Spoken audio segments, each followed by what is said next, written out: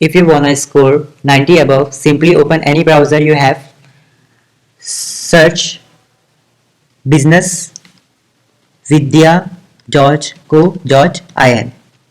जैसे ही हमारी वेबसाइट खुल जाएगी, यहाँ ब्लॉग सेक्शन में जाकर आप अपनी क्लास सिलेक्ट कीजिए जिस भी क्लास में आप हैं। फिर यहाँ आप देखेंगे कि हमने सारे सब्जेक्ट्स के वीडियोस साथ ही साथ नोट्स भी यहाँ पे डाल के रखे हैं। कोडाई सेक्शन में जाकर आप हमारी कोई भी सब्जेक्ट की फ्री एनसीईआरटी बुक डाउनलोड कर सकते हैं। साथ ही साथ हमारी कोई भी प्रीमियम या प्रीमियम प्लस ई बुक आप यहाँ से ले सकते हैं।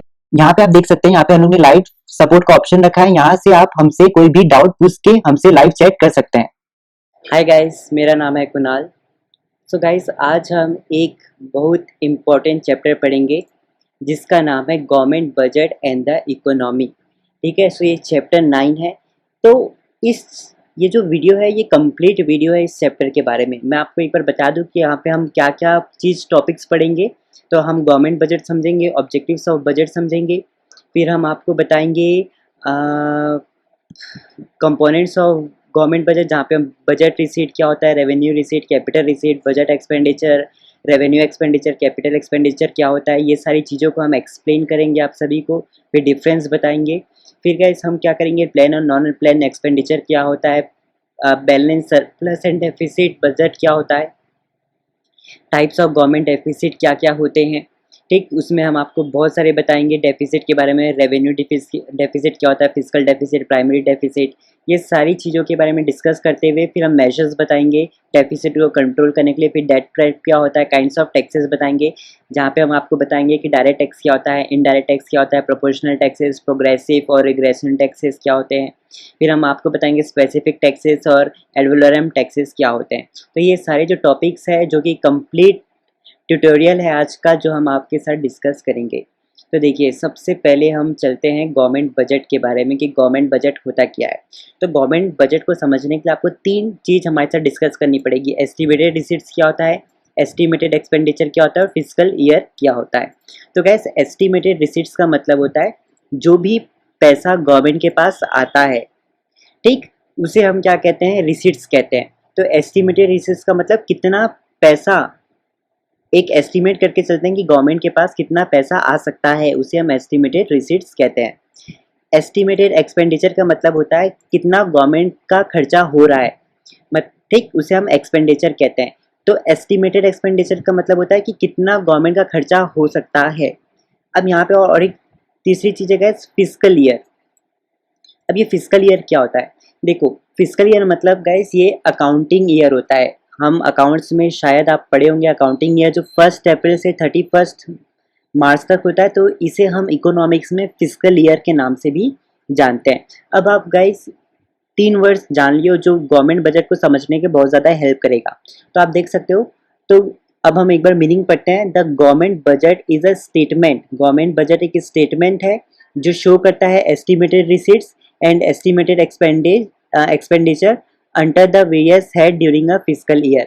तो गवर्नमेंट बजट क्या है, ये बस एक स्टेटमेंट है जो शो करता है एस्टिमेटेड रिसीट्स और एस्टिमेटेड एक्सपेंडिचर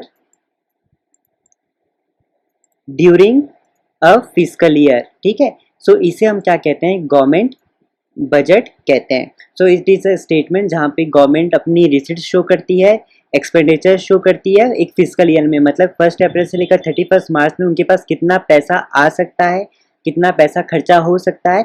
तो ये एक स्टेटमेंट बना के शो करते हैं, उसे हम गवर्नमेंट बजट कहते हैं। तो गवर्नमेंट बजट के ऑब्जेक्टिव्स क्या है, सबसे पहला है इकोनॉमिक ग्रोथ। तो देखो, गवर्नमेंट बजट से क्या होता है, इकोनॉमिक ग्रोथ होता है। तो इकोनॉमिक ग्रोथ तभी होगी जब इंक्रीज इन जीडीपी, जब क्या होगा, कंट्री में जीडीपी ग्रो होगा। ठीक, तो गाइस बहुत सारे तरीके हैं किस तरीके से जीडीपी ग्रो हो सकता है।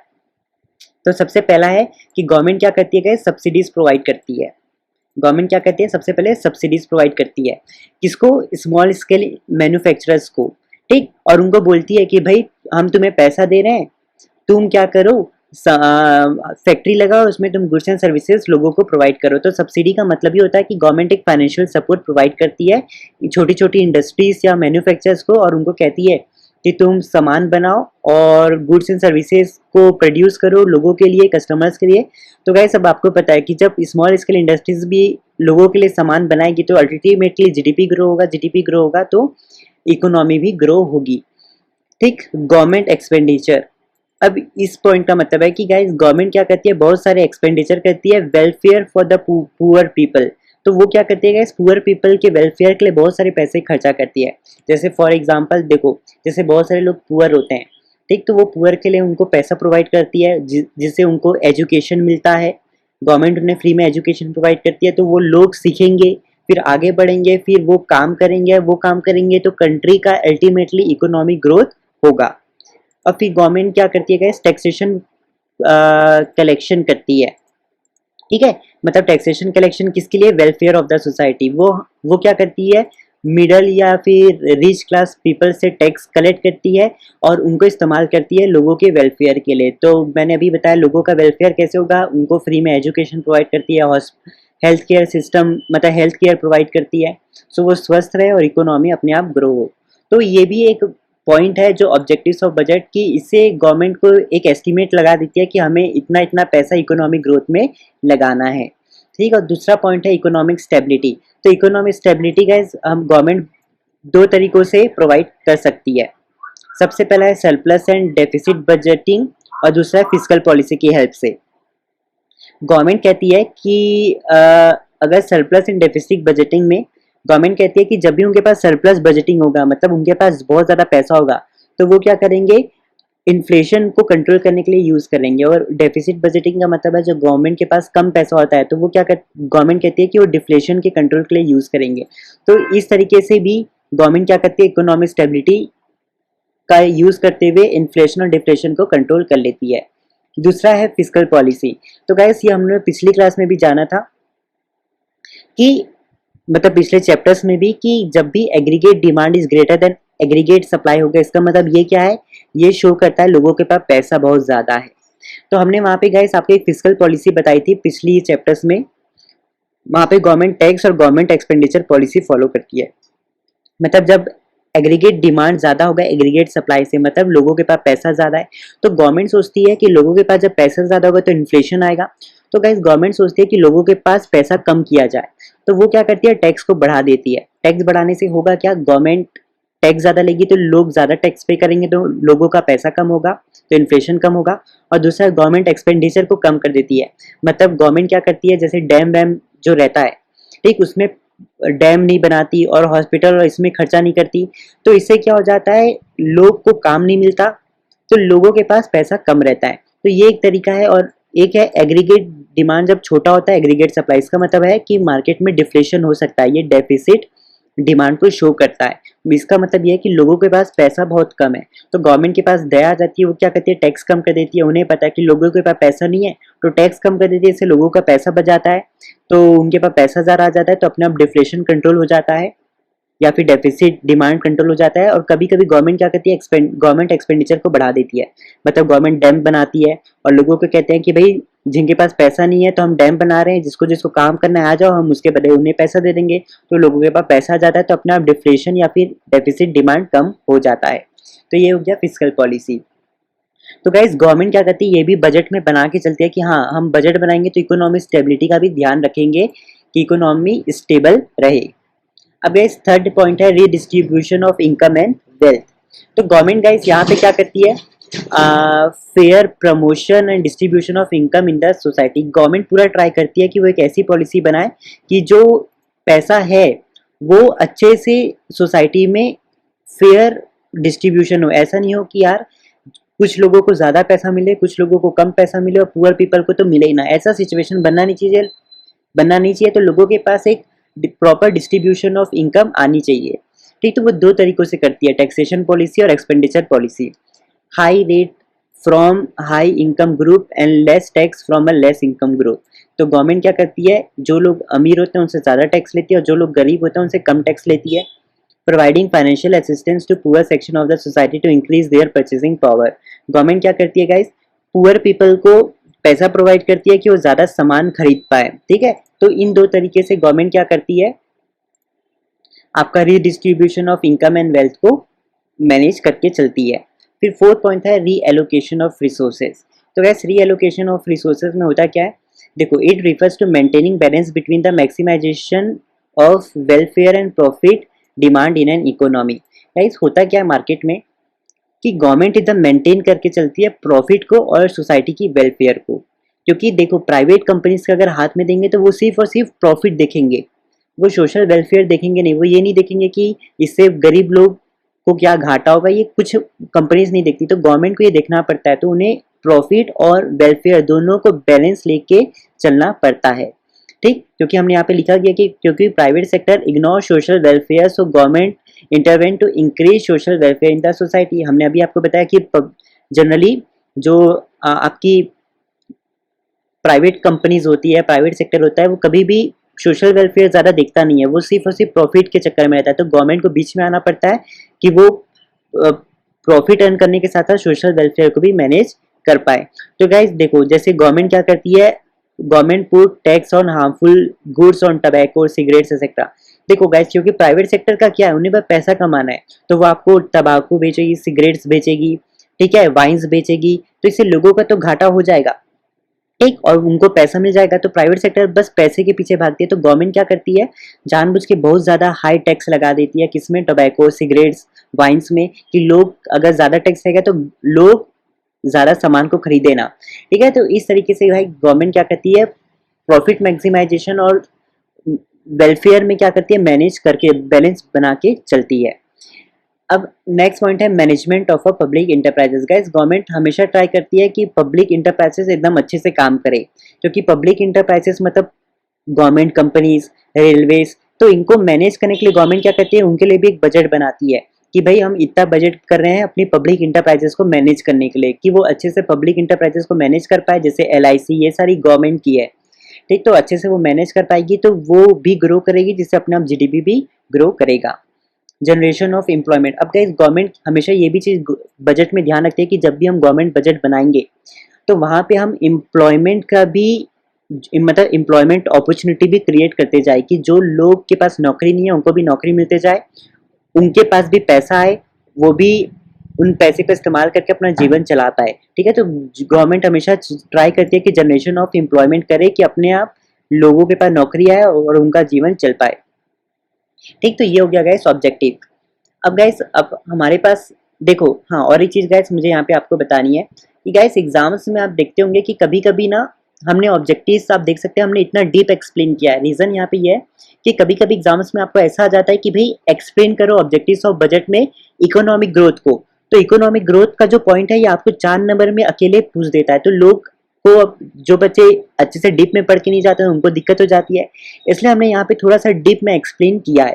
ठीक है, तो हर पॉइंट्स को हमने थोड़ा सा डीप में एक्सप्लेन किया, कि अगर अकेले भी बोल दे कि आपको ऐसा बोल दे कि भाई इकोनॉमिक स्टेबिलिटी हमें एक्सप्लेन करो 4 नंबर में आपको दे दे, तो गाइस इसमें हो क्या जाता है, बच्चे लोग बहुत ज़्यादा कंफ्यूज हो जाते हैं, वो सोचते हैं यार 4 नंबर में क्या क्या लिखे, तो वो चीज़ को अवॉइड करने के लिए हमने यहाँ पे आपको डीप में एक्सप्लेन कर दिया है। ठीक है, सो एग्जाम्स में गाइस आपको क्या करना है, नंबर के हिसाब से आपको आंसर लिखना है। अगर आपको 4 नंबर में पूरा आपको ऐसे पूछ दिया कि भाई एक्सप्लेन करो ऑब्जेक्टिव्स ऑफ बजट 4 नंबर में, तो आपको क्या करना है, थोड़ा थोड़ा सा हर पॉइंट्स का थोड़ा थोड़ा सा आंसर लिखना है।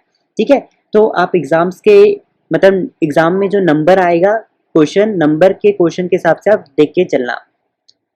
अब गाइस गवर्नमेंट बजट के कंपोनेंट्स क्या होते हैं, तो गाइस दो टाइप के कंपोनेंट्स होते हैं, एक बजट रिसीट और बजट एक्सपेंडिचर। बजट रिसीट के अंदर गाइस दो आते हैं, revenue receipt, capital receipt.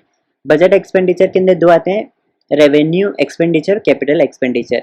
Budget receipt हमने अभी बताया कि जो पैसा गवर्नमेंट के पास आता है उसे बजट रिसीट कहते हैं। बजट एक्सपेंडिचर मतलब जो पैसा गवर्नमेंट के पास चले जाता है उसे हम बजट एक्सपेंडिचर कहते हैं। तो गाइस रेवेन्यू रिसीट क्या होता है, देखो रेवेन्यू रिसीट मतलब जो पैसा गवर्नमेंट को बार बार रिसीव होता है, मतलब जो पैसा गवर्नमेंट को बार बार मिलता है उसे हम रेवेन्यू रिसीट कहते हैं। कैपिटल रिसीट मतलब जो पैसा गवर्नमेंट को बहुत कम मिलता है, मतलब एक साल के बाद, या मतलब एक साल के बाद जो भी पैसा गवर्नमेंट को मिलता है वो कैपिटल रिसीट कहलाता है। ठीक, और बजट एक्सपेंडिचर मतलब आपको पता है कि जो पैसा गवर्नमेंट का खर्चा होता है उसे बजट एक्सपेंडिचर कहते हैं। अब उसमें रेवेन्यू एक्सपेंडिचर क्या है, तो गाइस रेवेन्यू एक्सपेंडिचर का मतलब जो पैसा गवर्नमेंट बार बार खर्चा करती है उसे हम रेवेन्यू एक्सपेंडिचर कहते हैं। ठीक है, और कैपिटल एक्सपेंडिचर वो खर्चे होते हैं जो गवर्नमेंट एक साल के बाद खर्चा करती है, मतलब बहुत साल के बाद खर्चा करती है, ठीक है। और रेवेन्यू एक्सपेंडिचर मतलब जो पैसा गवर्नमेंट बार बार खर्चा करती है। और कैपिटल एक्सपेंडिचर मतलब ये जनरली एक साल के बाद होता है, ठीक है। जो भी एक्सपेंडिचर गवर्नमेंट एक साल के बाद या एक साल के गैप में करती है उसे हम कैपिटल एक्सपेंडिचर कहते हैं। तो आप अकाउंट्स में भी पढ़े होंगे रेवेन्यू रिसीट, कैपिटल रिसीट के बारे में, तो वहां भी आपको बताया होगा कि रेवेन्यू रिसीट क्या होता है, रिकरिंग नेचर का होता है, और कैपिटल रिसीट क्या होता है, ये नॉन रिकरिंग नेचर का होता है, जो बार बार नहीं होता। वैसे रेवेन्यू एक्सपेंडिचर मतलब ये भी रिकरिंग नेचर का होता है, और कैपिटल एक्सपेंडिचर जो बार बार नहीं होता, नॉन रिकरिंग नेचर का होता है। तो भाई अब हमने क्या किया, बजट रिसीट का जो रेवेन्यू रिसीट है उसे एक्सप्लेन किया है। तो गाइस देखिए गवर्नमेंट के, अब तो गाइस हम अकाउंट्स पढ़ नहीं रहे, हम क्या पढ़ रहे हैं, हम पढ़ रहे हैं इकोनॉमिक्स, ठीक। तो गाइस इकोनॉमिक्स में आप हमेशा एक चीज याद रखिए कि थोड़ा सा मीनिंग में चेंजेस आ जाता है, ठीक है। मतलब जो था वो सेम था, लेकिन क्योंकि हम ये गवर्नमेंट के बारे में पढ़ रहे हैं तो गवर्नमेंट के हिसाब से हमें इसकी मीनिंग को लिखना है। तो रेवेन्यू रिसीट का मतलब गवर्नमेंट के हिसाब से इसका मतलब ये होता है कि जब लाइबिलिटी नहीं बढ़े और जब एसेट्स कम ना हो तब वो रेवेन्यू रिसीट कहलाएगा। तो यही चीज हमने यहाँ पे लिखा है, ठीक। Receipts which neither create liability nor reduce assets is called as revenue receipt. इसका फॉर्मूला है revenue receipt equals to tax revenue plus non tax revenue. अब ये टैक्स रेवेन्यू ये हम इधर पढ़ेंगे tax revenue, non tax revenue इधर पढ़ेंगे, ठीक। तो देखिए रिसीट फ्रॉम टैक्स रेवेन्यू का मतलब क्या होता है। तो गाइस देखो जो भी पैसा आपके डायरेक्ट टैक्स और इनडायरेक्ट टैक्स से आता है उसे हम क्या कहते हैं, टैक्स रेवेन्यू कहते हैं। जैसे डायरेक्ट टैक्स में वेल्थ टैक्स आता है, कॉर्पोरेशन टैक्स आता है, इनडायरेक्ट टैक्स में एंटरटेनमेंट टैक्स, सर्विस टैक्स। तो गाइस ये डायरेक्ट और इनडायरेक्ट टैक्स जो है ये हम आपको एकदम लास्ट में इसी लेक्चर में जब हम टाइप ऑफ मतलब काइंड्स ऑफ टैक्सेस पढ़ेंगे तो यहाँ पे हम आपको समझाएंगे पूरा डायरेक्ट टैक्स और इनडायरेक्ट टैक्स के बारे में। लेकिन अभी थोड़ा सा आप पेशेंस रखिए, हम थोड़ी देर के बाद इसे क्या करेंगे, डिस्कस करेंगे। तो ये हो गया डायरेक्ट टैक्स और इनडायरेक्ट टैक्स के बारे में। अब है नॉन टैक्स रेवेन्यू। तो गैस नॉन टैक्स रेवेन्यू क्या होता है, जो भी पैसा टैक्स रेवेन्यू के अलावा और कहीं से भी आए उन सारे पैसे को हम नॉन टैक्स रेवेन्यू कहते हैं। नॉन टैक्स रेवेन्यू का अगर मीनिंग देखो तो income from sources other than taxes are called as receipt from tax revenue, ठीक है। तो मतलब जो भी पैसा आपकी टैक्स रेवेन्यू के अलावा मतलब टैक्स रेवेन्यू के अलावा कहीं और से पैसा आए उन सारे पैसों को हम नॉन टैक्स रेवेन्यू कहते हैं। जैसे कमर्शियल रेवेन्यू में जैसे टोल से पैसा आता है, ठीक है। आपको पता है जैसे रोड में टोल लगे रहते हैं तो वहां पे आपको पैसा देना पड़ता है, ठीक, तभी आपकी गाड़ी आगे जा सकती है। और कभी कभी जैसे कोई लोग क्या कहते हैं, बोरो फ्रॉम गवर्नमेंट, गवर्नमेंट से पैसा उधारी लेते हैं तो उसके पहले गवर्नमेंट इंटरेस्ट चार्ज करती है, तो वो इंटरेस्ट क्या कहलाता है, एक तरीके से गवर्नमेंट से रेवेन्यू कहलाता है। और दूसरा चीज है एडमिनिस्ट्रेशन रेवेन्यू। एडमिनिस्ट्रेशन रेवेन्यू क्या होता है, जैसे फीस गवर्नमेंट चार्ज करती है, जैसे गवर्नमेंट स्कूल में फीस लेती है, फाइन्स लेती है इस चीट के थ्रू, ये सारी चीज क्या कहलाती है हमारे लिए, एडमिनिस्ट्रेशन रेवेन्यू कहलाती है, ठीक। तो गाइस आज हमारा हो गया रेवेन्यू रिसीट। अब हम पढ़ते हैं कैपिटल रिसिप्ट क्या होता है। तो देखिए कैपिटल रिसिप्ट का मतलब होता है जब गवर्नमेंट के हिसाब से जब लाइबिलिटी बढ़ती है और एसेट्स कम होती है तब हम उसे कैपिटल रिसिप्ट कहते हैं। रिसिप्ट्स ईदर क्रिएट लाइबिलिटी और reduce assets is called as capital receipts, ठीक। जैसे रिकवरी, लोन से रिकवरी हुआ तो गवर्नमेंट के लिए फायदा है, मतलब गवर्नमेंट को अगर लग रहा होगा यार हमने इसको पैसा दिया और ये पैसा नहीं दे पा रहा है तो गवर्नमेंट के लिए लॉस है, लेकिन गलती से उस बंदे ने पैसा गवर्नमेंट को वापस से दे दिया तो गवर्नमेंट के लिए फायदा हो गया, ठीक। बोरोइंग्स एंड अदर लाइबिलिटी के थ्रू, रिसीट्स के थ्रू, डिस इन्वेस्टमेंट के थ्रू। तो गाइस डिस इन्वेस्टमेंट का मतलब होता है कि जब जैसे अगर मैं आपको बताऊं तो हम थोड़ी देर के बाद पढ़ेंगे इस चीज को, लेकिन मैं आपको और एक बार चीज बता देता हूँ। डिस इन्वेस्टमेंट का मतलब गाइस, डिस इन्वेस्टमेंट मतलब जब भी गवर्नमेंट क्या करती है अपनी एसेट्स को बेच देती है, ठीक, और उससे जो उनको पैसा मिलता है उसे हम डिस इन्वेस्टमेंट कहते हैं शॉर्ट फॉर्म में, ठीक। तो एक बार हम डिफरेंस बिटवीन रेवेन्यू रिसीट और कैपिटल रिसीट्स एक बार देख लेते हैं। तो गाइस कुछ नहीं है, रेवेन्यू रिसीट और कैपिटल रिसीट्स का मीनिंग जो सेम यहाँ पे देखो, कैपिटल रिसीट्स का मीनिंग यहाँ पे ये लिखा है, ठीक।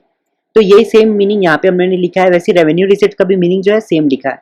कंपोनेंट्स इसके tax and non tax revenue होते हैं। इसका रिकवरिंग, ये जो हमने अभी बताया ना, recovering of loans, boring and other liability, ये हमने कंपोनेंट्स के अंदर डाला है। और आपको पता है रेवेन्यू रिसीट क्या होता है, रिकरिंग नेचर का होता है, जो गवर्नमेंट को बार बार पैसा मिले उसे हम रेवेन्यू रिसीट्स कहते हैं। कैपिटल रिसीट्स मतलब जो गवर्नमेंट को एक साल के गैप में मिलते जाए, मतलब जो 12 मंथ्स के अंदर नहीं मिलता और जो पैसा एक साल में मिलेगा या फिर 5 साल में मिलेगा, 10 साल में मिलेगा, वैसे टाइप के रेवेन्यू को हम कैपिटल रिसीट्स कहते हैं। तो ये बार बार नहीं मिलते, इसलिए नॉन रिकरिंग नेचर के होते हैं। अब गाइस ये तो हमारा हो गया किसका, बजट रिसीट्स के बारे में। अब हम पढ़ते हैं बजट एक्सपेंडिचर के बारे में, जहाँ पे हम रेवेन्यू एक्सपेंडिचर और कैपिटल एक्सपेंडिचर आपको समझाएंगे। ठीक, तो एक बार हम फटाक से डिस्कस करते हैं। तो रेवेन्यू एक्सपेंडिचर मतलब जब लायबिलिटी कम नहीं होती है और जब एसेट्स बढ़ते नहीं है, उसे हम रेवेन्यू एक्सपेंडिचर कहते हैं। तो गाइस रेवेन्यू एक्सपेंडिचर का एक फॉर्मूला भी है कि इंटरेस्ट पेमेंट में से प्लस कर दो आप सब्सिडीज को, सब्सिडीज मतलब गवर्नमेंट का फाइनेंशियल सपोर्ट। तो जब आप ये दो चीज को प्लस कर दोगे तो आपका रेवेन्यू एक्सपेंडिचर निकल जाएगा। और गाइस रेवेन्यू एक्सपेंडिचर को हम नॉन डेवलपमेंट एक्सपेंडिचर के नाम से भी जानते हैं। ठीक है, और it is a recurring net type, मतलब ये बार बार होता है। ठीक है, क्योंकि इसके आगे देखो ना, रेवेन्यू, जहां से रेवेन्यू जुड़ गया मतलब समझ जाना कि वो चीज बार बार होती है। ठीक, तो रेवेन्यू एक्सपेंडिचर मतलब बार बार जो गवर्नमेंट को खर्चे देने पड़ते हैं, तो ये बार बार होता है, इसलिए ये क्या है, इट इज रिकरिंग टाइप। और कैपिटल एक्सपेंडिचर का मतलब जब लायबिलिटी कम होती है और जब एसेट्स आपका बढ़ता है तो वो कैपिटल एक्सपेंडिचर कहलाता है। वही चीज हमने लिखी है, एक्सपेंडिचर विच इधर क्रिएट एसेट्स और रिड्यूस लायबिलिटी, उसे हम कैपिटल एक्सपेंडिचर कहते हैं। इसका गाइस और एक नाम है, इसको हम डेवलपमेंट एक्सपेंडिचर भी बोलते हैं। और ये नॉन रिकरिंग टाइप होता है, मतलब ऐसे खर्चे जो गवर्नमेंट को बार बार नहीं करने पड़ते। तो इसका मीनिंग देखो, सेम जो ऊपर बताया वही सेम मीनिंग लिखा। इसका अल्टरनेटिव नेम अभी हमने बताया, इसको रेवेन्यू एक्सपेंडिचर को हम नॉन डेवलपमेंट एक्सपेंडिचर कहते हैं, कैपिटल एक्सपेंडिचर को हम डेवलपमेंट एक्सपेंडिचर कहते हैं। रेवेन्यू एक्सपेंडिचर रिकरिंग होता है, कैपिटल एक्सपेंडिचर नॉन रिकरिंग होता है। ठीक, तो गाइस इसी के साथ हमने सारा कंपोनेंट्स वाला जो टॉपिक था ये हमने क्या कर लिया, खत्म कर लिया। अब गाइस हम आगे बढ़ते हैं, हमारा नेक्स्ट टॉपिक है plan and non plan expenditure. तो guys plan expenditure, non plan expenditure क्या होता है? तो देखो, it is a expenditure to be incurred during a year on the programs under the current 5 year plans. तो guys जो भी खर्चे गवर्नमेंट 5 ईयर प्लान्स के लिए करती है उसे हम प्लान एक्सपेंडिचर कहते हैं। सो गाइस 5 ईयर प्लान्स क्या होते हैं? तो गाइस ये गवर्नमेंट हर 5-5 साल में करते हैं। आपने हमारी अगर इंडियन इकोनॉमी, जो हमने उसकी वीडियोस पहले ही डाल दी है, आपको देखना हो तो देख सकते हो, इंडियन इकोनॉमी डेवलपमेंट की सारी वीडियोस डल चुकी है। तो वहाँ पे एक चैप्टर 2 है 5 ईयर प्लान्स वाला। तो गाइस वहाँ पे हमने आपको बताया था कि 5 ईयर प्लान्स क्या होते हैं। तो वो बार बार 5-5 साल में गवर्नमेंट प्लान करती है, ठीक, लोगों की सहायता के लिए और जनरली इकोनॉमी के लिए। ठीक, तो जब भी गवर्नमेंट 5 ईयर प्लान्स के लिए खर्चा करती है तो वो सारे खर्चों को हम प्लान एक्सपेंडिचर कहते हैं। नॉन प्लान एक्सपेंडिचर मतलब गाइस 5 ईयर प्लान्स के अलावा जब गवर्नमेंट और कहीं पे खर्चा करती है तब हम उसे कहते हैं नॉन प्लान एक्सपेंडिचर। तो हमने यहाँ लिखा भी है, expenditure other than the expenditure related to current 5 year plan is stated as non plan expenditure. मतलब गवर्नमेंट जब भी खर्चा करती है 5 ईयर प्लान्स के अलावा कहीं और जगह पे जब खर्चा करती है उसे हम नॉन प्लान एक्सपेंडिचर कहते हैं। अब गाइस हम बढ़ते हैं कि balance, surplus and deficit budget क्या होता है। तो बैलेंस बजट क्या होता है? जब एस्टिमेटेड रेवेन्यूज बराबर होते हैं एस्टिमेटेड एक्सपेंडिचर के, तो हम उसे बैलेंस्ड बजट कहते हैं। सरप्लस बजट क्या होता है? जब एस्टिमेटेड रेवेन्यूज बड़े होते हैं as compare to estimated expenditure, तब हम उसे सरप्लस बजट कहते हैं। वही चीज हमने यहाँ भी लिखा है। डेफिसिट बजट मतलब जब आपका एस्टिमेटेड रेवेन्यू छोटा होता है और आपका एस्टिमेटेड एक्सपेंडिचर बड़ा होता है, तब हम उसे डेफिसिट बजट कहते हैं। अब टाइप्स ऑफ गवर्नमेंट डेफिसिट के कौन कौन से टाइप्स होते हैं? एक होता है रेवेन्यू डेफिसिट, फिस्कल डेफिसिट और प्राइमरी डेफिसिट। तो गैस रेवेन्यू डेफिसिट मतलब when revenue expenditure is more than revenue receipt is called as revenue deficit. जब देखो रेवेन्यू एक्सपेंडिचर बड़ा होता है और रेवेन्यू रिसीट छोटा होता है, तब वो कहलाएगा रेवेन्यू डेफिसिट। इसका फॉर्मूला भी हमने यहाँ पे लिखा है।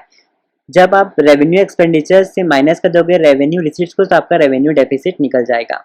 It indicates extra expenditure which can not be met by the revenue receipts. ये कुछ एक्स्ट्रा खर्चे होते हैं जो हमारी रेवेन्यू रिसीट, मतलब ये एक ऐसा खर्चा होता है जो गवर्नमेंट के पास जो पैसा आता है वो उसे हम रिकवर नहीं कर सकते। तो गाइस इसके इम्प्लीकेशंस क्या है? एक बार क्वेश्चंस आ जाता है कभी कभी कि रेवेन्यू डेफिसिट का इम्प्लीकेशंस बताइए। तो गाइस इससे क्या होता है? डिसेविंग शो करता है। डिसेविंग मतलब जब कंजम्पशन आपका ज्यादा होता है, सेविंग कम होता है, उसे हम डिसेविंग कहते हैं। हमने पहले वाली एग्रीगेट डिमांड रिलेटेड कंसेप्ट वाले चैप्टर में पढ़ के रखा है। Higher payment burden in future, guys इससे आपका जो रीपेमेंट का जो बर्डन है ये बढ़ जाता है। और ये इन्फ्लेशनरी एफिशिएंसी को इंडिकेट मतलब लीड करता है, ठीक। और गाइस अब है फिस्कल डेफिसिट क्या होता है। गाइस जो भी पैसा गवर्नमेंट ने लिया है, ठीक है, उसे हम फिस्कल डेफिसिट कहते हैं। It is a sum of borrowings and other liabilities of the government is called as fiscal deficit.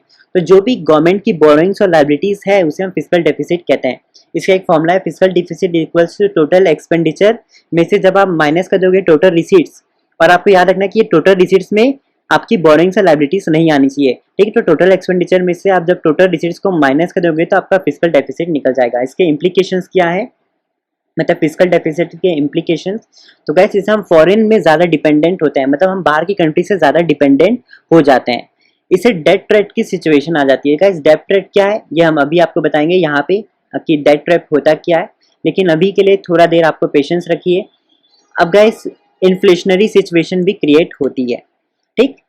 अब प्राइमरी डेफिसिट की बात करते हैं। तो गाइस प्राइमरी डेफिसिट कुछ नहीं होता है, जब आप फिस्कल डेफिसिट में से इंटरेस्ट पेमेंट, गवर्नमेंट का जो भी इंटरेस्ट पेमेंट है उसको माइनस कर दोगे तो आपका प्राइमरी डेफिसिट निकल जाएगा। So guys guys sorry for the noise, ये मेरे नेबर्स लोग कुछ ज़्यादा ही होशियारी मारते हैं, ठीक है। ज़्यादा ही समझ रहे हो तो हॉर्न मतलब वो कंटिन्यू मार रहे हैं, ठीक, तो उसके लिए sorry. So guys it is equal to fiscal deficit reduced by the interest payment on borrowings. जब आप फिस्कल डेफिसिट से इंटरेस्ट पेमेंट को माइनस कर देते हो तो आपका प्राइमरी डेफिसिट निकल जाता है। यही चीज़ हमने यहाँ पे लिखी है। सो गाइस अब हम बताएंगे आपके हमारे पास कौन कौन से मेजर्स होते हैं कि जिससे हम ये जो तीन हमारे पास आप देख रहे हो, ये तीन जो हमारे पास डेफिसिट है इसको मेजर कर पाए, मतलब इसको ठीक कर पाए। तो गाइस हमारे पास सबसे पहला है monetary expansion and deficit financing. Increase the source of revenue so that that will get banished. अगर आपको डेफिसिट, गवर्नमेंट कहती है कि अगर हमें डेफिसिट को खत्म करना है तो उसके लिए हमें क्या करना पड़ेगा, अपना सोर्स ऑफ रेवेन्यू को बढ़ाना पड़ेगा। मतलब हमारा जो रेवेन्यू, मतलब हमें पैसा जो है इंक्रीज करना पड़ेगा जिससे हम अपने डेट को खत्म कर सकते हैं। बोरिंग्स फ्रॉम द पब्लिक, अगर हम पब्लिक से बोरो करेंगे तो इससे भी हम क्या कर सकते हैं, जो हमारा डेट है इसको खत्म कर सकते हैं। डिस इन्वेस्टमेंट हमने अभी आपको बताया था, जब हम अपनी एसेट, गवर्नमेंट अपनी एसेट्स को सेल कर देती है और उससे जो पैसा मिलता है उससे गवर्नमेंट अपने डेट को पे करती है, उसे हम डिस इन्वेस्टमेंट कहते हैं। लोअरिंग गवर्नमेंट एक्सपेंडिचर, गाइस इसका मतलब ये कि गवर्नमेंट को अपने फालतू खर्चे को कम करना चाहिए और जो भी अपना खर्चा उन्हें सबसे पहले निपटाना चाहिए, खत्म करना चाहिए उनकी पेमेंट से, ठीक, उसे हम कहते हैं लोअरिंग गवर्नमेंट एक्सपेंडिचर। गाइस जैसे आपको पता होगा कि अभी का जो समय है ये कोरोना वायरस का समय है, ठीक है, जिस समय मैं वीडियो बना रहा हूँ। सो आज का जो डेट है, आज हमारे पास 18 तारीख है मई का, ठीक, आज मंडे है, ठीक है। सो गाइस आज का जो समय है, तो गाइस आज के समय में गवर्नमेंट क्या कर रही है, फालतू खर्चा कर रही है। आपको पता होगा कि सेंट्रल विस्टा करके एक प्रोजेक्ट गवर्नमेंट ने बोला है कि वो जो दिल्ली में वो करेगी, जिसमें वो 20,000 रुपीज़ फालतू का खर्चा कर रही है ऐसे समय जहाँ पे लोगों को ज़्यादा पैसों की ज़रूरत है कोरोना वायरस से बचने के लिए। तो इस समय में वो ऐसे फालतू खर्चे कर रही है, ठीक। तो एक्चुअली देखो मतलब खर्चा जो है फालतू नहीं है, लेकिन वो इस समय में कर रही है जहाँ पे उन्हें करना नहीं चाहिए। आज ऐसा समय है जब जो लोग हैं उनको पैसों की ज़रूरत है, गरीब लोग को, और आज वैक्सीन बनाने के लिए हमें पैसा चाहिए। तो गवर्नमेंट ऐसे समय में फालतू खर्चा कर रही है, तो ऐसे टाइप के खर्चे को करना नहीं चाहिए, ठीक। तो होपफुली ये अच्छा एग्जाम्पल था, मैंने आपको समझा दिया। अब अगला पॉइंट है रेजिंग गवर्नमेंट रेवेन्यू। गवर्नमेंट को अपना रेवेन्यू को बढ़ाना चाहिए बाय इन्वेस्टिंग ऑन स्टॉक्स में इन्वेस्ट करके या स्टार्टअप्स में इन्वेस्ट करके। तो गाइस ये जो 5 पॉइंट्स मैंने बताया इसकी हेल्प से हम डेफिसिट को क्या कर सकते हैं, खत्म कर सकते हैं। अब गाइस डेट ट्रैप क्या होता है? इट इज अ विसिकल circle sets wherein the government takes more loans to repay the earlier loans. तो गाइस डेट ट्रैप एक ऐसी सिचुएशन है जहां पे गवर्नमेंट लोन लेती है अपने पुराने लोन को कंप्लीट करने के लिए, उसे हम डेट ट्रैप कहते हैं। और गाइस ये सिचुएशन कोई भी गवर्नमेंट के बहुत बेकार होती है कि उनका पहले से लोन उनको चुकाना है और उन लोन को चुकाने के लिए वो एक्स्ट्रा लोन लेते हैं, उसे हम डेट ट्रैप कहते हैं, ठीक है। तो ये कोई भी कंट्री के लिए एक बहुत बेकार सिचुएशन होती है जहां पे गवर्नमेंट क्या करती है, अपना पुराने लोन को चुकाने के लिए, पुराने लोन को रिपे करने के लिए और लोन लेती है, ठीक है। अब लेट्स काइंड्स ऑफ टैक्सेस की बात करते हैं। अब हम बात करते हैं कि डायरेक्ट टैक्स और इनडायरेक्ट टैक्स क्या होता है। तो गाइस डायरेक्ट टैक्स मतलब गाइस ऐसे टैक्स होते हैं जिसका बर्डन हम किसी और पे शिफ्ट नहीं कर सकते।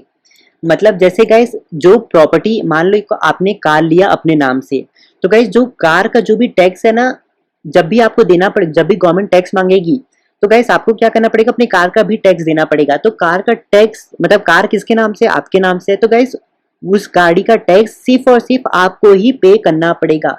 तो गाइस ऐसे टैक्स जिसको हम किसी और को नहीं बोल सकते कि यार तुम मेरा टैक्स पे कर दो, तो गाइस ऐसे टैक्स को हम डायरेक्ट टैक्स कहते हैं। जैसे those taxes whose burden cannot be shifted onto other। जैसे मैं इनडायरेक्ट टैक्स का आपको एग्जांपल देके समझाऊंगा, फिर डायरेक्ट टैक्स के बारे में बताऊंगा, तो आप इजीली समझ पाओगे। इनडायरेक्ट टैक्स मतलब ऐसे टैक्स होते हैं जिसका हम बर्डन किसी और पे शिफ्ट कर सकते हैं।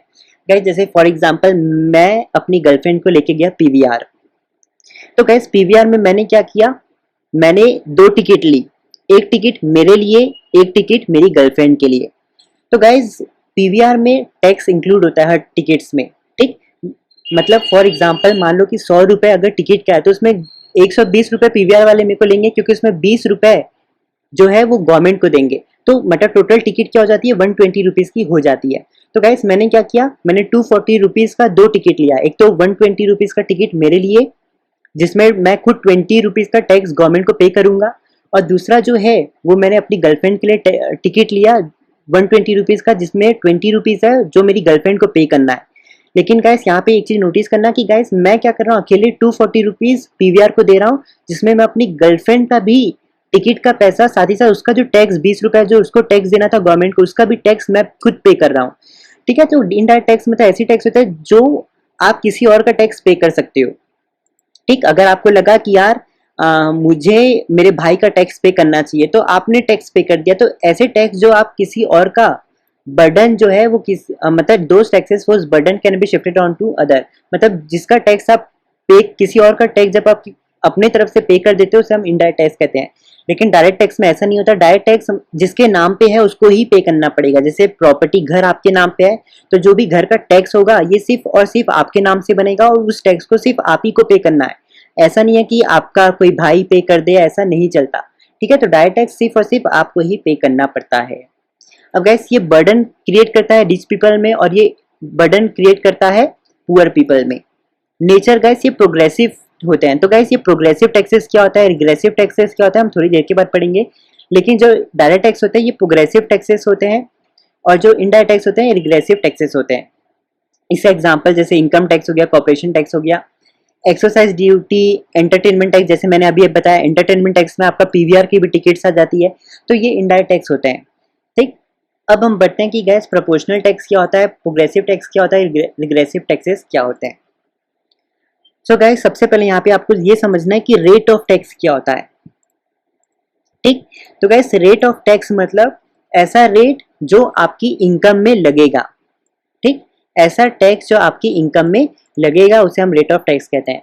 तो हर इनकम के बंदे में अलग अलग टैक्स रेट लगता है। जैसे मान लीजिए कोई गवर्नमेंट कहती है कि जिसका इनकम ज्यादा होगा हम उनके ऊपर ज्यादा टैक्स लगाएंगे, जिसका इनकम कम होगा हम उनके इसमें कम टैक्स लगाएंगे। तो गवर्नमेंट ऐसे डिस्ट्रीब्यूट कर देती है कि जो भी बंदा 1 लाख रुपए कमाएगा उसको 20% रेट ऑफ टैक्स देना पड़ेगा। तो रेट ऑफ टैक्स क्या, एक तरीके का परसेंट है जो रेट में होता है, जैसे 20%, 15%, 8%, 9%, 10%, अलाना फलाना जो भी।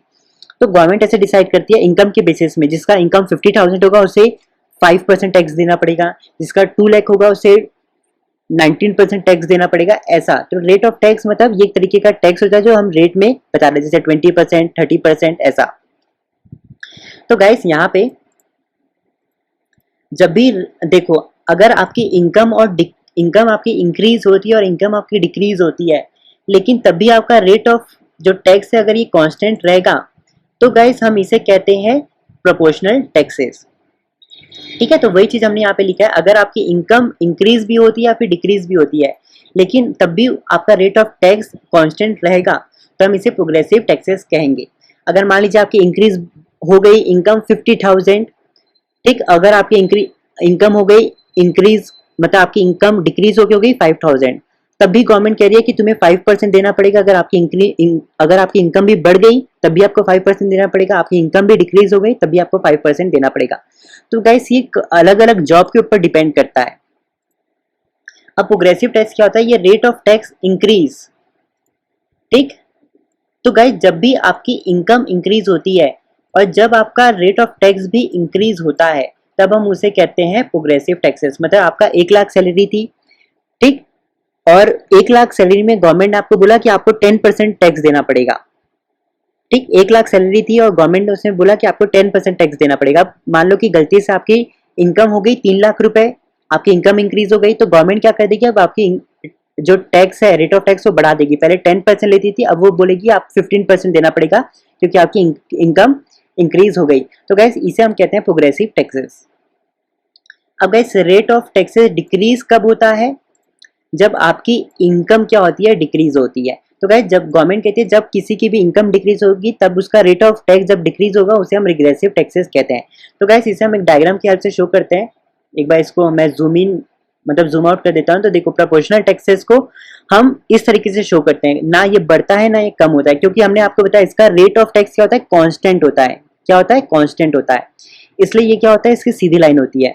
प्रोग्रेसिव मतलब जब रेट ऑफ टैक्स क्या होता है, इंक्रीज होता है, तो इंक्रीज होता है तो देखो इसकी जो लाइन है ऊपर की ओर जाती है, और रिग्रेसिव का मतलब है जब रेट ऑफ टैक्स क्या होता है, डिक्रीज होता है, तो इसकी लाइन देखो नीचे की ओर जाती है। एक्स एक्सिस में हमने इनकम लिया है, वाई एक्सिस में हमने टैक्स रेट को लिया है, तो इसका डायग्राम हमने यहाँ पे आपको बता दिया। अब गाइस आखिरी जो हमारे पास टैक्स है, स्पेसिफिक टैक्सेस क्या होता है, एड वैलोरम टैक्सेस क्या होता है। तो guys those taxes which are based on the specific quantities, weight, number और वॉल्यूम, मतलब ऐसे टैक्स जो आपके वेट, नंबर और वॉल्यूम्स में लगते हैं उसे हम स्पेसिफिक टैक्सेस कहते हैं। जैसे वेट में, जैसे गवर्नमेंट कहती है कि यार हम स्पेसिफिक केजी मतलब वेट के हिसाब से हम टैक्स लगाएंगे, जैसे जिसका 5 केजी होगा उसके इसमें हम इतना टैक्स लगाएंगे।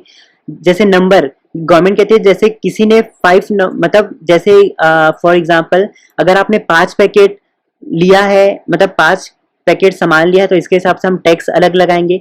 वॉल्यूम मतलब जैसे लीटर्स हम वॉल्यूम में कैलकुलेट करते हैं, ठीक है। तो जैसे अगर आप 5 लीटर मिल्क ले रहे हो तो आपको इतना टैक्स देना पड़ेगा, अगर आप 10 लीटर मिल्क ले रहे हो तो आपको इतना टैक्स देना पड़ेगा। तो जो भी टैक्स आपके वेट, नंबर या वॉल्यूम्स पे के हिसाब से लगते हैं उसे हम स्पेसिफिक टैक्सेस कहते हैं।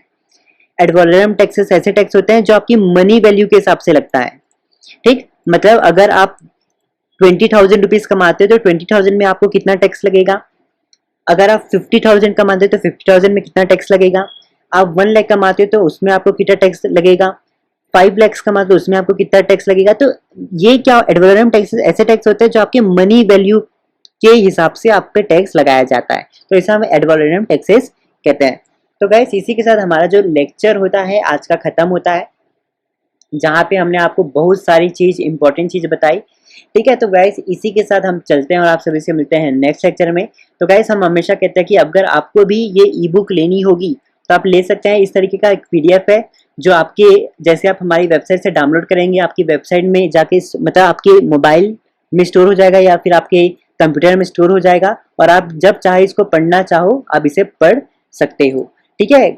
मतलब प्लेन में हो, ट्रेन में हो, तो आपकी मोबाइल डिवाइस में या फिर लैपटॉप में स्टोर हो जाएगा, आप जब पढ़ना चाहो तब पढ़ सकते हो, ठीक। और बहुत चीप भी है और आप इसे वेबसाइट से कर सकते हैं जहाँ पे नोट्स, क्वेश्चन आंसर, ठीक, केस स्टडीज जो फ्यूचर में जो केस स्टडीज मतलब आ चुकी है CBSE में आ सकती है फ्यूचर में, वो भी हमने इसमें इंक्लूड किया है। न्यूमेरिकल्स इंक्लूड किया, हर वो चीज़ इंक्लूड की है, लेना चाहो तो आप ले सकते हो, ठीक। तो गैस इसी के साथ हमारा लेक्चर होता है खत्म। और गैस अगर आपको दिक्कत होगी वेबसाइट से लेने से तो आप हमारी व्हाट्सएप में कांटेक्ट कर सकते हैं। व्हाट्सएप नंबर वीडियो के बीच में भी पॉप आउट हुआ है और कमेंट बॉक्स में भी और डिस्क्रिप्शन बॉक्स में भी नंबर प्रोवाइड किया गया है, तो वहाँ से भी आप हमें कांटेक्ट करके हमसे ये माइक्रो इकोनॉमिक्स की जो PDF है डिमांड कर सकते हो। तो गैस इसी के साथ हमारी लेक्चर होती है खत्म और मैं चलता हूँ और आप सभी से मिलता हूँ नेक्स्ट लेक्चर में। बाय।